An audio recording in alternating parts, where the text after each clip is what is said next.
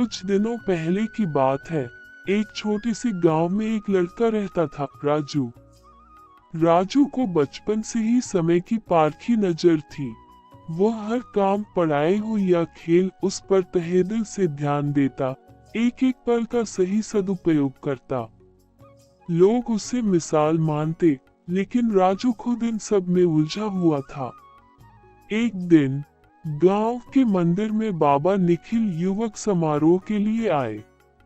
उन्होंने सबको बुलाया और कहा, बेटा, जीवन में संतुलन जरूरी है।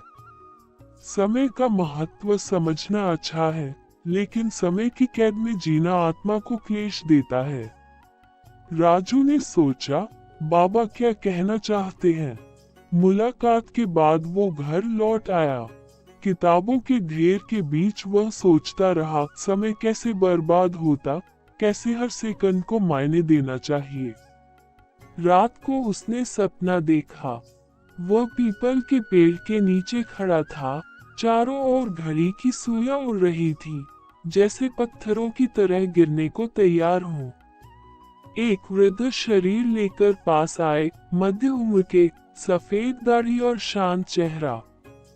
उन्होंने कहा, राजू, ये सब तेरा समय है, जो तूने जहरीला बना रखा है, क्योंकि समय का डर तेरे अंदर विष भर रहा है।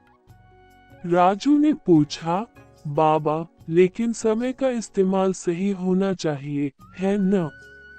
वृद्ध ने जवाब दिया, हाँ, पर जब तू हर पल को स्वयं के भार में बदल लेता है, आनंद खो जाता है। समय को विष मत बनने दे।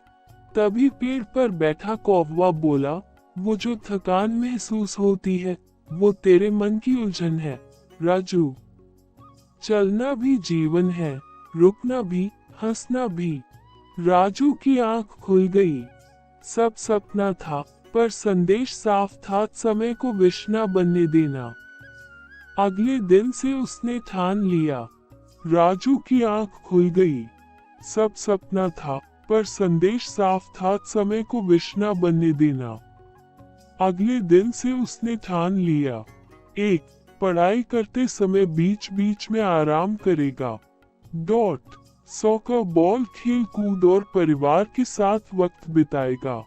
प्रकृति में घूमेगा, कविता पढ़ेगा, कला में रुचि रखेगा। इस तरह राजू ने समय को उपयुक्त रूप से बांटना सीखा, कभी दोस्ती में, कभी पढ़ाई में, कभी मौज मस्ती में। समय अब उसका मित्र बन गया, विष नहीं। संदेश, समय का महत्व पहचानिए, पर उसे अपने जीवन की जंजीर मत बनने दीजिए। संतुलन में ही सुकून है।